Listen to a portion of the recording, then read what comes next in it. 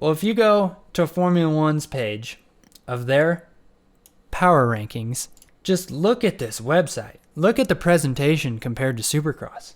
This is pretty embarrassing, kind of, if you ask me, that this is the best they could come up with compared to this. Are you kidding me?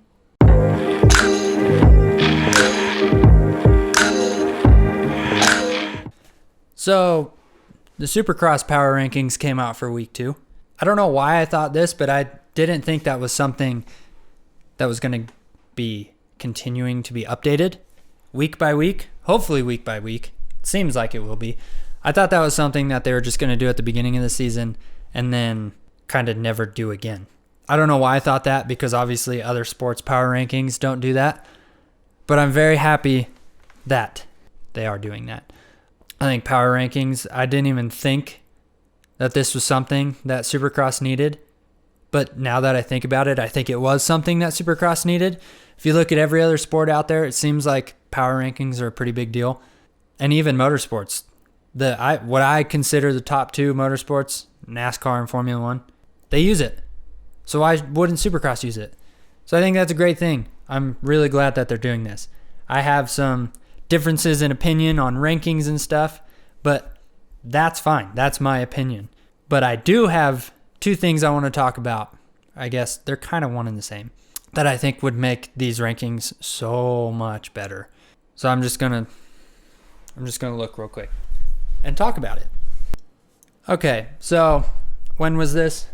December 12th is when they came out with the first power rankings.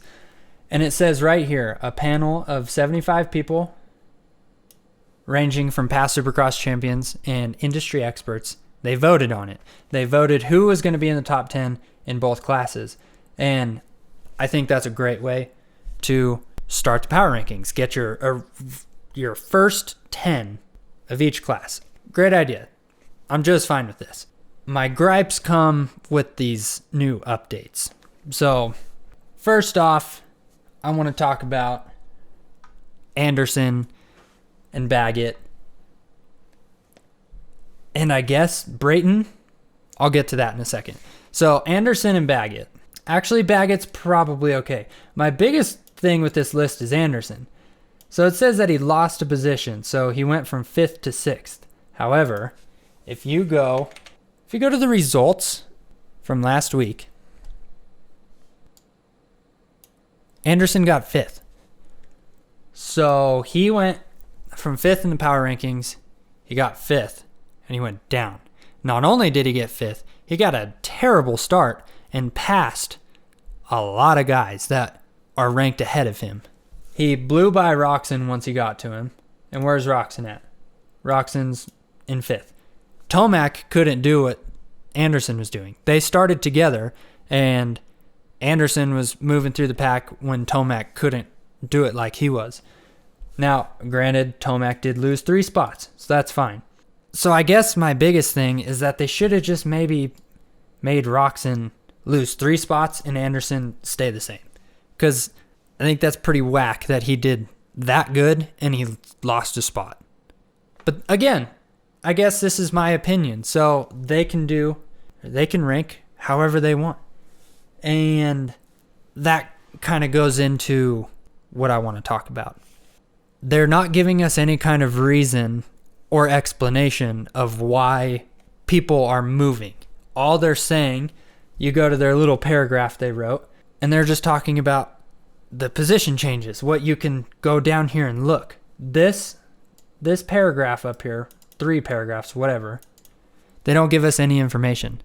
All they say that gives us information is that Brayton is in the power rankings when it stops at 9. So I guess we have to assume that Brayton is in 10th. But this is kind of a lackluster performance of a web page, if I would say so myself. Because now I think we can all agree that Formula One is the top motorsport. I think we can agree with that. Every motorsport wants to be like Formula One.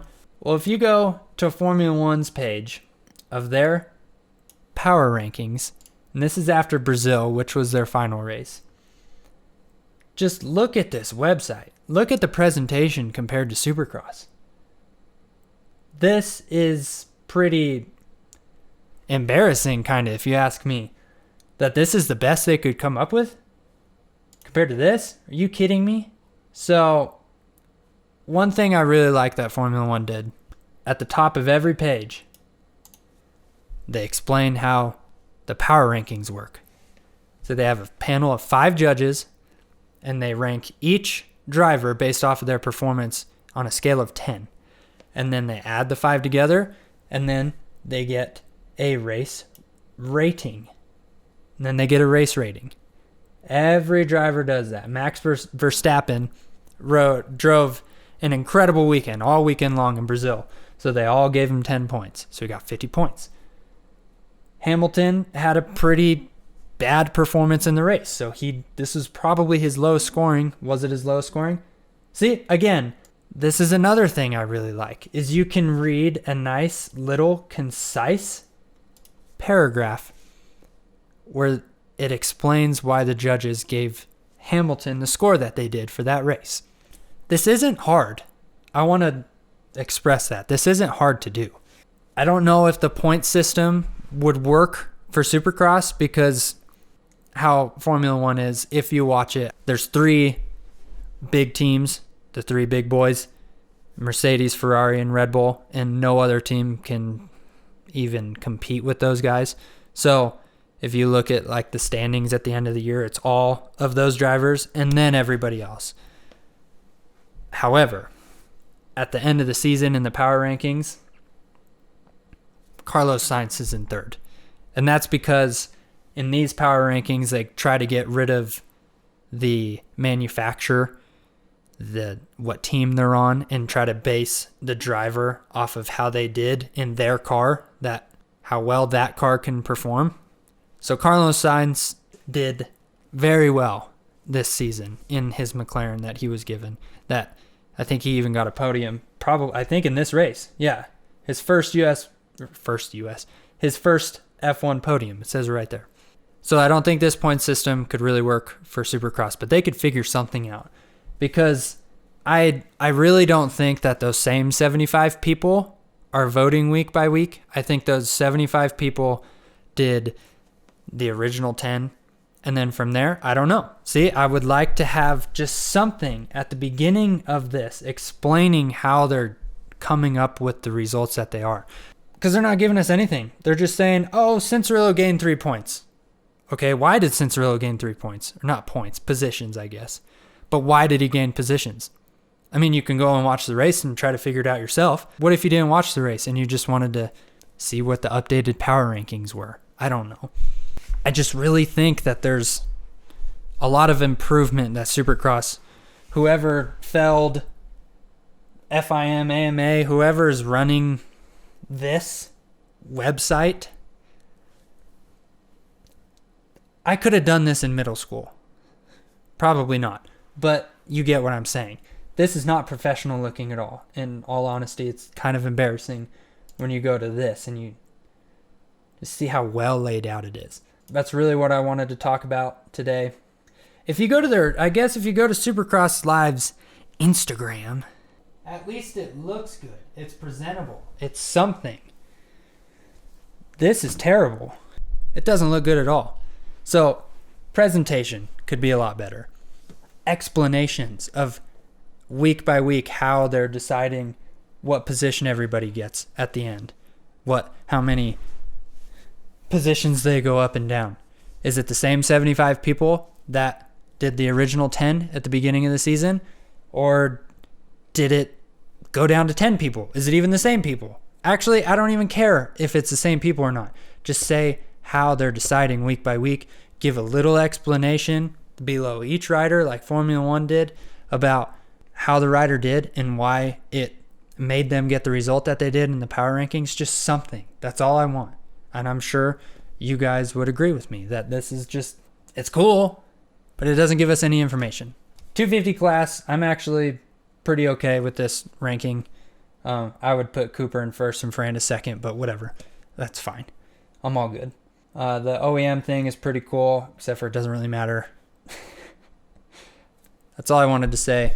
This might be all over the place, kind of rambling, but those are my biggest things, is that just try to be more like Formula One. That's all you got to do. What is Lewis Hamilton's contract? It was like $150 million for 3 years. Supercross should be more like that. But then I also wouldn't be able, I would be riding in some like third tier thing, like Formula 3, but for Supercross. Okay, now I'm rambling. I just wanted to actually leave this video by saying I'm sure that a lot of you have seen that the fires in Australia, they're all over the news. If you go back on my YouTube just a few years ago, I had the incredible opportunity of studying abroad for school over in New South Wales, and I fell in love with the country, fell in love with the people, some of the nicest people you'll ever meet. I never met somebody over there that I didn't like. Seeing these fires is pretty heartbreaking, and it's bringing a lot of memories back from 2012 or 13, both of those years actually, here in Colorado when it seemed like our whole state was on fire. I know firsthand of how devastating it can be, having friends lose houses, and those fires were nothing compared to these Australian fires. If you follow me on Instagram, I have a link in my bio to donate to the New South Wales Fire Service, and I'll put a link in this description too. If you want to donate to somewhere else, that's fine. If you want to try to help out the animals or the community, if you want to help out somebody other than the firefighters, that's fine with me.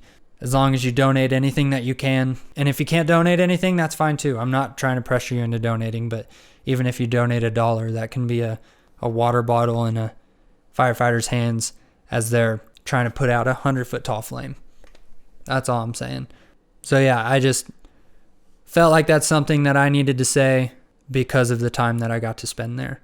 Yeah, I think that's about it for this video. Let me know what you guys think about this power ranking. If you have the same opinion as me, if you have something different, if you have something that you think could add to these power rankings to make it seem a little more professional, or just even give the hardcore fans just some more information. Just let me know in the comments what you think. And, I'll be doing recaps of every Supercross I decided. So I'll see you guys in a couple days, because when this comes out, maybe tomorrow, because when this comes out, it'll be the morning of St. Louis. So see you guys in the next video. Bye-bye.